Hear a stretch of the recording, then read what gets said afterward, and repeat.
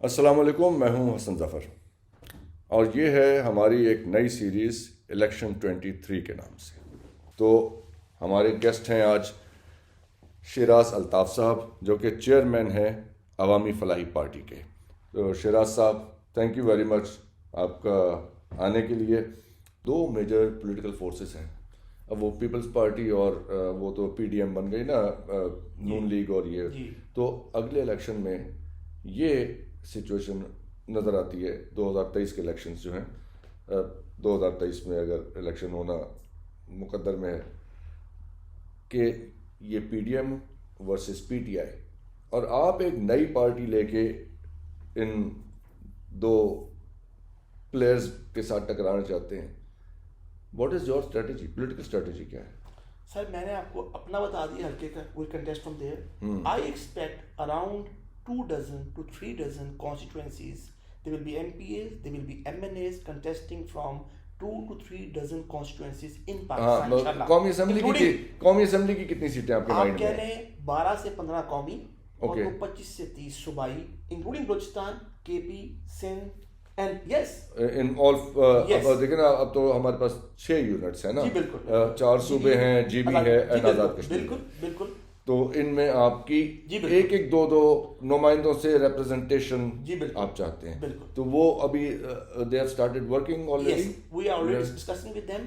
Basically, since we are a middle class party, unfortunately, the Far Choice साहब कहते हैं ना, PTI is a middle class party. yes. So I feel very astonished. How can PTI be a middle class party where the chairman has an house of 6,000? अगर middle class वो है तो मैं तो अपने आप को मिडिल क्लास सोचने छोड़ We should be on roads then, begging for something to eat every day. So that's not. So we are, in fact, a middle class party. That's why we cannot finance. Middle class की क्या definition है आपकी? Middle class, I would say, who earns not more. यानी who has to work for his living is middle class. Indeed, yes. यानी कोई किराए को 10, 20, 50 लाख किराया आता हो तो वो मिडिल क्लास नहीं कहेंगे। No, how can he be middle class? वो तो bourgeois होता because है। then he does not have to work every day. He just collects the rents and keeps moving. Yeah.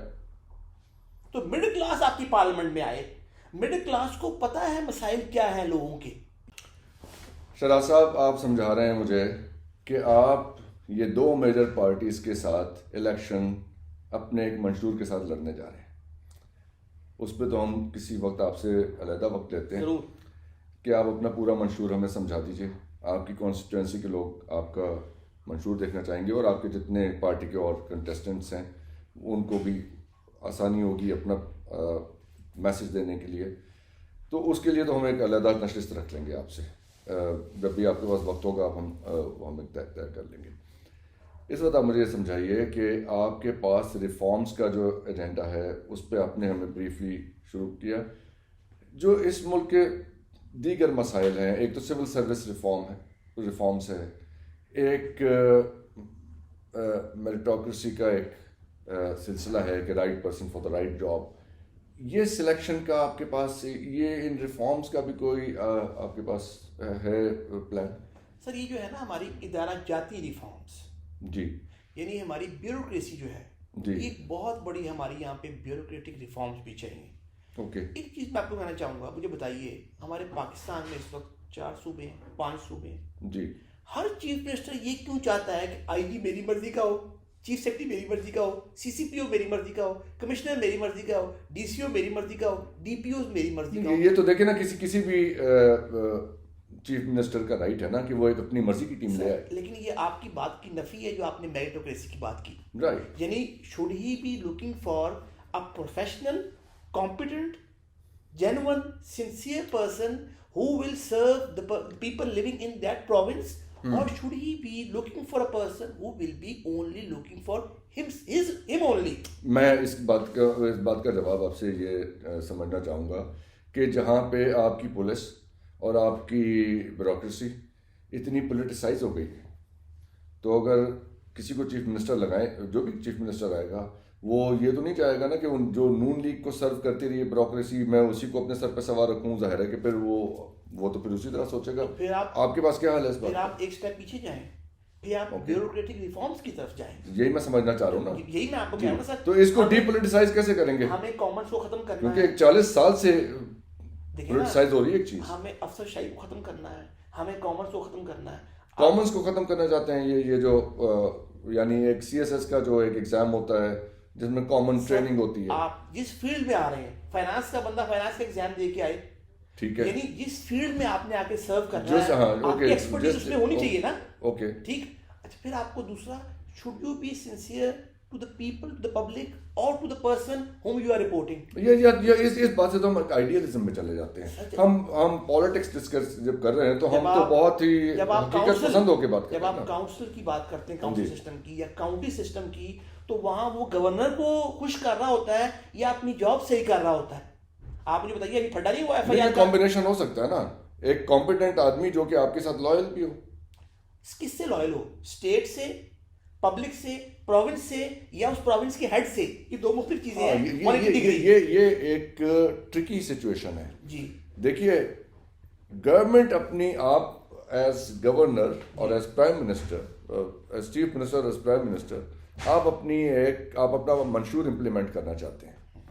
आपका जो प्रिंसिपल सेक्रेटरी है वो अपनी किताब खोल के बैठ जाता है जो कि अब आपके साथ नहीं चलना चाह रहा। ये कि how do you deal with it? I would like my PSO and my chief ministry as a province head or as a country head, my PSO, government head, जो मुझे ये कहे, sir this is not as per law, जो मुझे आप कह रहे हैं, I can not do this, वो मुझे लॉ में रखे।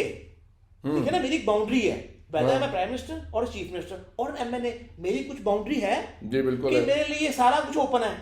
नहीं, आपकी बाउंड्री है, लेकिन वो बाउंड्री का आपको खुद भी तो इल्म होना चाहिए ना। As chief minister, prime minister, advisers आपके पास एडवाइजर्स होना चाहिए, लेकिन if I want to cross a red line because I want to favor my relative, I want to favor my तो देखिए, वो तो हम एक और डोमेन में चले जाते हैं ना, जहाँ पे क्रोनिज्म और करप्शन की बात होनी शुरू हो जाती है। मुझे बताइए, रिसेंटली आजम खान साहब ने क्या किया है? उनकी ड्यूटी क्या थी? खान साहब जो मर्जी चाहते, आजम खान की ड्यूटी क्या थी? खान साहब, sorry, this is red line, I would not let you cross, I give my resignation here, good bye. हाँ, करते। I would like that sort of PSO for me as prime minister, for me as chief minister, for me as MNA, and I would like all the MNAs and all the MPs and all the chief ministers, all the governors, all the prime minister of Pakistan and president would like to have the PSOs who would say, sorry sir, this is red line for the country, I would not let you cross, or I go get another one। अब ये किस पे, ये सैफर वाली बात कर रहे हैं? कोई भी बात सर, वो तो मैं सैफर वाली बात थी, कोई बात भी हो, there is a red line for the country, one must not cross। जितना बड़ा ओहदा है उतनी बड़ी अकाउंटेबिलिटी है, उतना बड़ा चेक एंड बैलेंस है। आप पाकिस्तान को मजाक तो नहीं बना सकते। This suits me. ये हम ज्यादा तफसील से समझेंगे जब आप हमें अपना मंशूर बताएंगे कि ये सारे जो प्रॉब्लम्स हम डिस्कस कर रहे हैं, एडमिनिस्ट्रेटिव इश्यूज हैं, रिफॉर्म्स हैं, उनके पास आपके पास कोई ब्लूप्रिंट मौजूद है। इनको अब ब्लूप्रिंट है और उसकी इम्प्लीमेंटेशन कैसे होनी है, वो लोग कहाँ से आएंगे। खान साहब भी हमें बताते थे कि मेरे पास पता नहीं 200 के 300 लोग हैं, वो हमने उनकी शक्ल तो कभी ना देखी। ठीक कहते थे, वो स्पेस में थे, अभी तक आए नहीं, ट्रेवल कर रहे हैं। चलो, ये तो आपने मतलब एक मजाक में, चले ये भी ठीक है, लेकिन ये समझाए ना कि अच्छा, आ जाते हैं वापस जरा खान साहब के ऊपर। इनसे बुनियादी गलती क्या हुई थी? He compromised. As prime minister. As prime minister, his cabinet was almost the same which the previous prime minister had. Previous prime minister Nawaz Sharif वाली कैबिनेट, इशरत हुसैन साहब नहीं थे, आपके जहांजेब खान साहब नहीं थे, आपके जितने वहां से ड्राई क्लीन होके आए थे MPs, नदीम बाबर साहब थे, क्या लेना देना उनका आम आदमी से? फवाद चौधरी साहब का क्या लेना देना आम आदमी से? शाह महमूद का, शेख खान साहब की अगर मैं एक सियासी कमजोरी समझना चाहूँ आपकी गुफ्तगू की रोशनी में, तो वो ये है कि उनकी नज़र कमज़ोर है लोगों की सिलेक्शन के बारे में, या वो मैं समझना चाहता हूँ कि या वो लोगों का CV ठीक से नहीं पढ़ सकते। एक तो वो मर्दम शनास भी नहीं है, ओके, ये ठीक, मैं भी एग्री करता हूँ उससे। राइट। दूसरी बात ये कि उनकी अपनी कमजोरियां भी हैं, पर्सनल, हर इंसान में होती हैं, तो वो या नॉट एंजल्स, वो तो चले, वो हम उधर नहीं जाते। ठीक है, मैं आपको एक बड़ा पुराना कोट याद कराऊंगा, आपको लगेगा दक्कियानूसी, लेकिन वो था बड़ा करीब, मेरे दिल के बहुत करीब है। लियाकत अली खान हमारे कायद-ए-आज़म के राइट हैंड थे, ठीक है। उनका एक मशहूर quote, prime minister of a poor country must not have his own house, must not wear nice lavish clothes, must not eat nice lavish food। अब प्राइम मिनिस्टर लियाकत अली खान ये नहीं कह रहे कि आपका मकान 20 मरले का हो सकता है, 6000 मरले का नहीं हो सकता। वो कह रहे हैं लोगों के पास, शिराज अल्ताफ साहब, 2 मरले के मकान नहीं है, आपका क्यों है 20 मरले का या 2000 मरले का? ये तो हम सोशलिज्म का एक, सर सुन लीजिए, लियाकत अली खान साहब ने इस पे अमल किया, उन्होंने अपनी अरबों रुपए की प्रॉपर्टी हिंदुस्तान की पाकिस्तान में क्लेम नहीं की कि जब तक महाजरीन के सर पे छत नहीं होगी मैं क्लेम नहीं करूंगा। मरे तो अकाउंट में 32 रुपए थे, बनियान फटी हुई थी। वो क्या था? Lead by example. खान साहब ने क्या बताया? Lead by example. Lead by example क्या था? जो फ्रॉड के और करप्शन के केसेस खोले फराग गोगी के और पिंकी साहबा के और खान साहब के अपने, यार इसे आप लीडरशिप कहते हैं? स्टेटमेंटशिप बहुत दूर है, ये लीडरशिप ही नहीं है। छोटी छोटी चीजों पे यार आप नहीं, आपका कोई सोशलिस्ट एजेंडा है? नहीं, मेरा सोशलिस्ट, मेरा agenda common man agenda.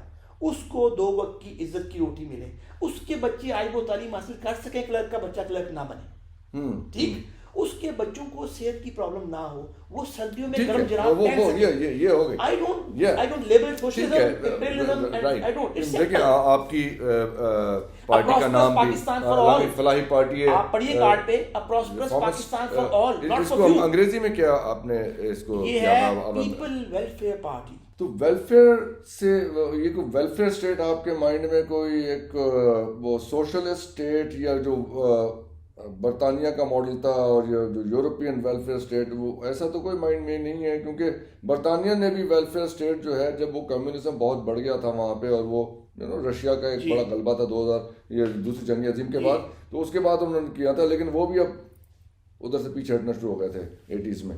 Sir ना कम्युनिस्ट ना सोशलिस्ट, हमारा है ह्यूमनिस्ट मॉडल। अच्छा जी। क्या ह्यूमन डेवलपमेंट? हमारी आबादी इस वक्त पाकिस्तान की जिस रेशो से बढ़ रही है और ऑन द कॉन्ट्ररी स्किल्ड लोग नहीं है हमारे पास। राइट। कतर ने मांगे 2 लाख लोग, अभी 40,000 आप चौक हो गए, तो आपको क्या हमारे पास स्किल लोग नहीं है, यानी कि ये इलेक्ट्रिशियन, प्लम्बर्स, ये वो ओके, डिफरेंट कैटेगरीज में, डिफरेंट फील्ड्स में ओके। हमें वो तैयार करने हैं। हमें लोगों को घर बिठा के पेंशन्स नहीं देनी, हमें लोगों को घर बिठा के मंथली नहीं पे करना। हमें काम करने वाले लोग फैक्ट्रियों में चाहिए, हमें फैक्ट्रियां लगानी है। तो इसके लिए तो हमें पूरा एक जो हमारा हाई स्कूल का जो एक एजुकेशन सिस्टम है उसे सारे को रीथिंक करने की ज़रूरत है, क्योंकि वो एक बरतानिया में एक 6th फॉर्म का कॉन्सेप्ट है कि जो बच्चे बहुत पढ़ाई में अच्छे नहीं होते तो उन्हें 10वीं जमात में ही बता दिया जाता है कि बेटा अब आप ये 11वीं 12वीं जो है ये अब एक ये पॉलिटेक्निक वगैरह में कर लें जाके और आप ये काम कीजिए आप आगे। सर अनफॉर्चुनेटली जिस तरह हमें बाकी जगहों पे रिफॉर्म्स चाहिए, हेल्थ में, जुडिशरी में, पुलिस में, लोकल गवर्नमेंट में, ब्यूरोक्रेसी में, लेकिन इसका तो एक इस्टेब्लिश्ड तरीका मॉडल मौजूद है ना सर, तो अप्लाई तो करना है ना जी अपना। हाँ, ये इम्प्लीमेंट करना है। एजुकेशन में रिफॉर्म्स चाहिए, इस पे हम तफसील से आपके मंशूर में हम समझेंगे। लेकिन क्या हमारे एजुकेशन के इस वक्त 6 मॉडल्स नहीं है? A class, B class, A plus class, वो जो भी है, ना? और खान साहब ने तो कोशिश की है कि उसको एक सा कर दें। उनका तो इनके तो ये तो इलेक्शन का इनका बहुत बड़ा एक पॉइंट था, नारा था। अमल कर सके?